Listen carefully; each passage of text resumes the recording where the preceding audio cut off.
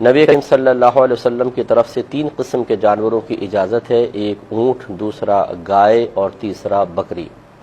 اونٹ میں اونٹنی بھی شامل ہے اور گائے کے ساتھ بیل، بھینس، بھینسا، اور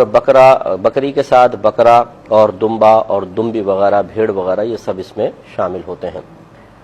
اونٹ کم از کم 5 سال کا، گائے کم از کم 2 سال کی، اور بکرا، بکری، دمبا، دمبی کم از کم 1 سال کا ہونا چاہیے۔ لیکن بھیڑ کا بچہ اگر 6 ماہ کا ہو اور اتنا فربا ہو، کسی ایسی نسل کا ہو کہ دور سے دیکھنے میں سال بھر کا لگے، تو اس کی قربانی شرعاً جائز ہے۔ باقی کسی جانور کی کم عمر ہو، جو نصاب ایک عمر کا مقرر کیا ہے، تو اس کی قربانی نہیں ہوگی۔ یہ بھی یاد رکھیں کہ جانور کا عیب سے پاک و صاف ہونا ضروری ہے، تو جب بھی آپ جانور خریدنے کے لیے جائیں تو ذرا ترتیب سے اچھی طرح اس کو چیک کریں۔ مثلا اس کی ناک دیکھیں، کٹی ہوئی نہ ہو، اس کے دانت دیکھیں، ٹوٹے ہوئے نہیں ہونے چاہیے۔ اگر جانور بہت خوبصورت ہے، اچھا فربا ہے، ایک آدھ اس کا دانت ٹوٹا ہوا ہے تو چل جائے گا، خلاف سنت قربانی ہوگی لیکن بہرحال ہو جائے گی۔ فقہا نے فرمایا کہ اتنے دانت ٹوٹے ہوئے ہوں کہ خود چارہ نہ چبا سکتا ہو تو اس جانور کی قربانی نہیں ہوتی۔ اس کا مطلب ہے 1-2 دانت اگر ٹوٹے ہوں تو قربانی ہو جائے گی، لیکن خلاف سنت ہے۔ تو کوشش تو یہ ہونی چاہیے کہ تمام دانت مکمل ہوں، لیکن پھر بھی اگر ایک آدھ ٹوٹا ہوا ہے تو کوئی بات نہیں۔ اسی طرح زبان کو چیک کریں، کٹی ہوئی نہیں ہونی چاہیے۔ آنکھوں کو چیک کریں، دونوں آنکھیں بالکل صحیح ہونی چاہیے۔ اگر کانا بکرا ہو کہ ایک آنکھ ہے ایک نہیں، یا اندھا بکرا ہے، تو اس کی قربانی نہیں ہوگی۔ تو ذرا تھوڑا سا اس کی اس طرح آنکھ کے قریب لا کے یوں کریں، اگر وہ آنکھ بند کرتا ہے تو اس کا مطلب ہے کہ اس کی آنکھ ٹھیک ہے، ورنہ ہمارے ہاں تو ماشاءاللہ ایک سے ایک ماسٹر لوگ ہیں، قربانی یہ بکرے کی آنکھیں بعض اوقات ضائع ہو جاتی ہیں اور اس میں نقلی آنکھ فٹ کی ہوتی ہے، تو یہ پتہ چل جائے گا اگر نقلی ہوگی تو حرکت نہیں کرے گا، چاہے آپ کتنی آنکھ کے قریب کریں، تو یہ ضرور چیک کر لیا کریں، بعض اوقات دھوکہ ہو جاتا ہے۔ کانوں کا مسئلہ یہ ہے کہ اگر کسی جانور کے پیدائشی کان نہ ہو تو یہ ایک عیب ہے، اس کی قربانی نہیں ہو سکتی۔ ہاں، بڑے چھوٹے سے کوئی فرق نہیں پڑتا۔ بعض بکرے ایسے ہوتے ہیں جو چھوٹی نسل کے ہوتے ہیں، ان کے ٹیڈی بکرے شاید کہتے ہیں، چھوٹے چھوٹے سے کان ہوتے ہیں، تو کوئی مسئلہ نہیں ہے، بہت لمبے کان ہوں یا چھوٹے ہوں، دونوں چل جائیں گے۔ لیکن مکمل طور پر اگر پیدائشی طور پر نہیں ہے تو پھر نہیں ہوگی۔ اور اگر کان ہیں اور کٹے ہوئے ہیں تو اس میں دیکھا جائے گا اگر کان اتنا کٹا ہے کہ 1/3 یا اس سے زیادہ، تو اس کی قربانی نہیں ہوتی ہے۔ مثال کے طور پہ 3 انچ کا کان ہے اور 1 انچ کٹا ہوا ہے تو یہ 1/3 1/3 جو ہے وہ کٹا ہوا کہلائے گا، یا اس سے زیادہ ہے تو اس کی قربانی نہیں ہوگی۔ لہذا اس سے کم کٹا ہوا ہے تو ہو جائے گی۔ بعض اوقات ایسا ہوتا ہے کہ جانور بہت ہی اچھا ہوتا ہے اور تھوڑا بہت کان میں کچھ خرابی ہوتی ہے، یا جیسے یہ ریوڑ کے ریوڑ لے کر آتے ہیں تو بطور نشانی بعض اوقات کان میں سوراخ سے کر دیتے ہیں چھوٹا سا، تو اس کی قربانی ہو جائے گی، اگرچہ خلاف سنت ہے، مکروہ قربانی ہے، لیکن وہ کراہت اتنی زیادہ نہیں ہے کہ خرابی پیدا ہو، بہت زیادہ خرابی پیدا ہو، تو ایسے جانور کی ہو سکتی ہے۔ لیکن اچھا ہے کہ پورا کان ثابت ہو تو بہت ہی بہتر ہے۔ اس کے بعد سینگ چیک کر لیں۔ سینگ میں اور کانوں میں ایک بنیادی فرق یہ ہے، اگر پیدائشی کان نہ ہو تو قربانی نہیں ہوگی، لیکن اگر پیدائشی سینگ نہ ہو کسی کے تو قربانی ہو جائے گی، اس کو عیب نہیں شمار کیا گیا، کیونکہ سینگ ایک اضافی چیز ہے اور کان باقاعدہ ایک جسم کا عضو ہے، ایسا جو عضو ہے کہ جس کی وجہ سے حسن پیدا ہوتا ہے اور جانور یا انسان مکمل ہوتا ہے۔ سینگ ایک اضافی چیز شمار کی گئی ہے، تو اس لیے وہ زینت کے لیے گویا کہ کہہ لیں آپ، یا خاص کسی ضرورت کے لیے، جیسے جانوروں کو بعض کو اللہ تعالیٰ نے سینگ دیے تاکہ وہ اپنا دفاع کر سکیں۔ تو خلاصہ کلام یہ ہے کہ پیدائشی سینگ نہ ہو تو ہو جائے گی۔ اب اگر سینگ ٹوٹ گیا، مثال کے طور پر ٹوٹا ہوا ہے، تو یہ دیکھا جائے گا اگر جڑ سے ٹوٹا ہوا ہے تو پھر اس کی قربانی نہیں ہو سکتی، چاہے ایک ہی ٹوٹا ہو۔ ہاں، اگر جڑ سے نہیں ٹوٹا، اوپر سے ٹوٹا ہے تو اس کی قربانی ہو جائے گی، مگر خلاف سنت ہوگی۔ تو بعض اوقات یہ ایسا کرتے ہیں کہ جانور کے سینگ کاٹ کر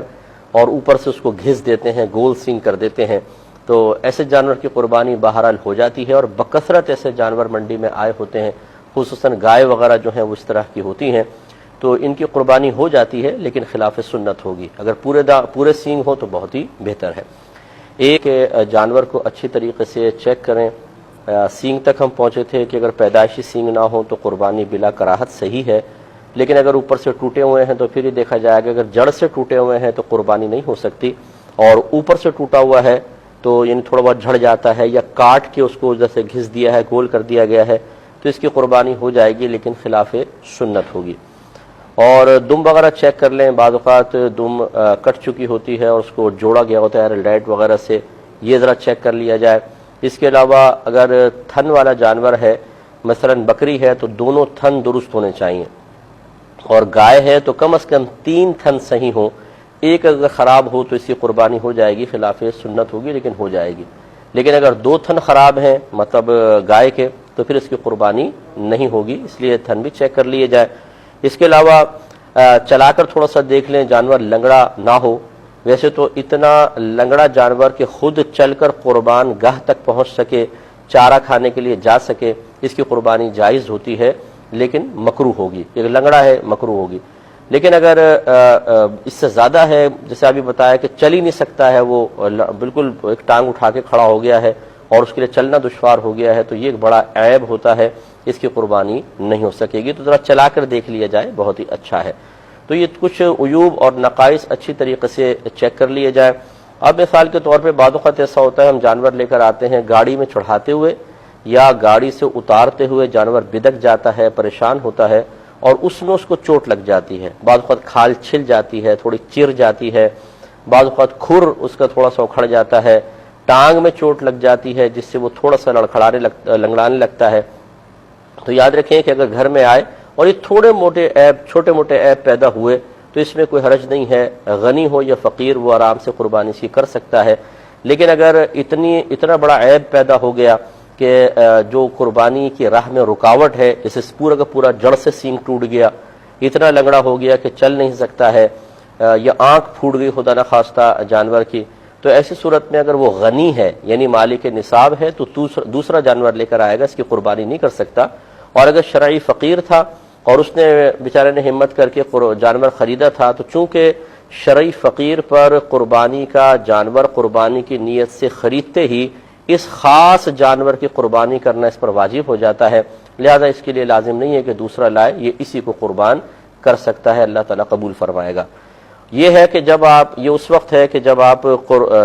ذبح کرنے سے پہلے یا قربان کرنے سے پہلے عیوب و نقائص پیدا ہوتا دیکھیں تو یہی مسائل ہیں۔ اور ایک یہ ہے کہ آپ نے جانور لٹا دیا ہے، چھری پھیرنے والے ہیں یا تھوڑی بہت چھری پھیر دی ہے، اس میں بھی آپ نے دیکھا ہوگا بعض اوقات جانور ایک دم بدک کے اڑ جاتا ہے، دوڑ پڑتا ہے، بھاگ لیتا ہے، اور عین ذبح کے وقت اس میں کوئی عیب پیدا ہو گیا،